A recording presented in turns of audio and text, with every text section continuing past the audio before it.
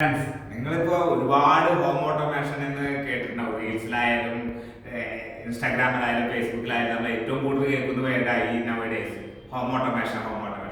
ഞാൻ ഈ home automation simple ആയിട്ട് ഒരു ഇൻസ്റ്റാന്റ് പറഞ്ഞ് ഞാനത് വിവരിച്ചു തരാം. എന്ന് പറഞ്ഞു കഴിഞ്ഞാൽ നമ്മളെല്ലാവരും ഇപ്പോൾ ഫേസ് ചെയ്യുന്നൊരു പ്രോബ്ലമാണ് ഈ തണുപ്പ് കാലത്ത്.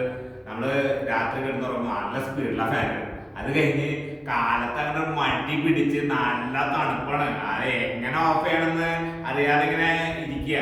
ഓഫ് ചെയ്യണമെങ്കിൽ സ്വിച്ച് കുറെ അകലെയായിരിക്കും. ഒട്ടുമിക്ക കേസുകളിലും എല്ലാവരുടെ കേസുകളിലും ഇങ്ങനെ തന്നെയാണ്. ഞാനും ഫേസ് ചെയ്തിരിക്കുന്ന ഒരു പ്രോബ്ലമാണ്.